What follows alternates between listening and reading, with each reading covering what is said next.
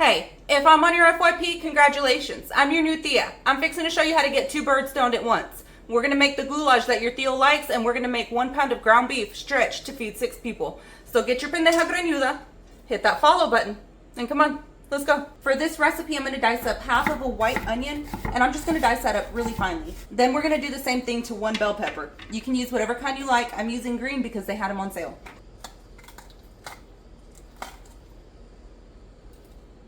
If you cut it like this, you can almost get all of the seeds out in one go. Like there's no seeds in there at all. It's pretty cool. Then just dice this up as well. After you've chopped everything up, get your pendeja greñuda and start heating that up on medium-high heat. Then add in just a little bit of oil. You can use whatever kind of oil you like. I'm using extra virgin olive oil. That's about 3 tablespoons. Once your oil is hot, add in your onion and your bell pepper. Then just let this saute until your onion is translucent. Once your onion becomes translucent, we're gonna go in with about 1.5 tablespoons of the pre-minced garlic. I'm not mincing it up tonight.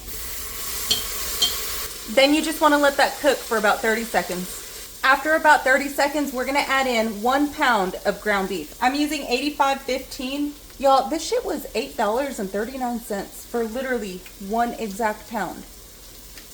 Tan loco. You do want just a little bit of a higher fat content because you do want that fat that's in there to be released. It's just gonna add flavor to this. You don't want it too fatty and you don't want it too lean. You want just somewhere right in the middle. And then just break this up. While that's cooking, I'm gonna add in just a little bit of salt and pepper. This right here, I put equal parts of salt and pepper because I use that quite a bit. So equal parts salt and pepper. You want about 1 teaspoon of each. Then just continue to let that cook.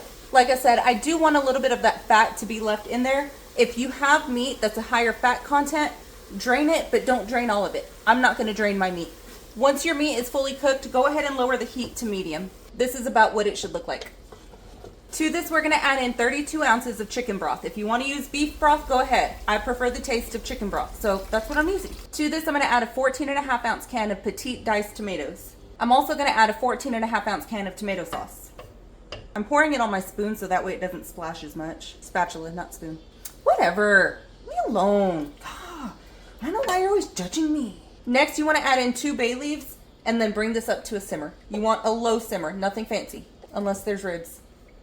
I hope somebody catches that reference. After about 30 minutes, all of your flavors should now be incorporated. This is what it should look like. It's at this point that we wanna add our noodles in. We're gonna add in 1 pound of large elbow macaroni noodles, the whole box. After you've added your noodles, go ahead and give this one good mix. Turn your heat down to low and then cover it up.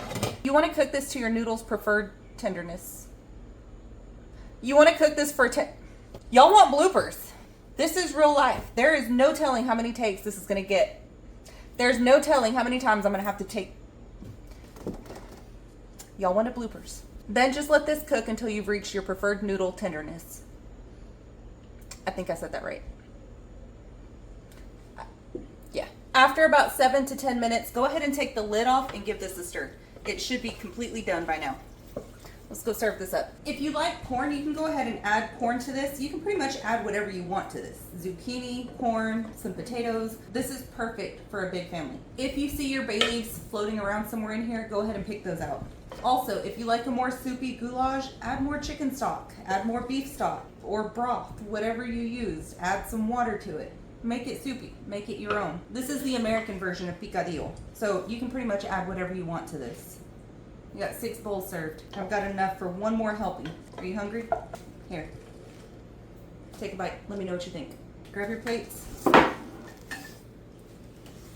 Let's take a bite. I like to serve mine up with a sweet Hawaiian roll. So that's what I'm doing. Oh, and then a little bit of Parmesan cheese on top. Or some shredded cheddar cheese. That's so good. I haven't had this in a couple of months, so sorry. That's really hot. I recommend letting that cool down for just a little bit.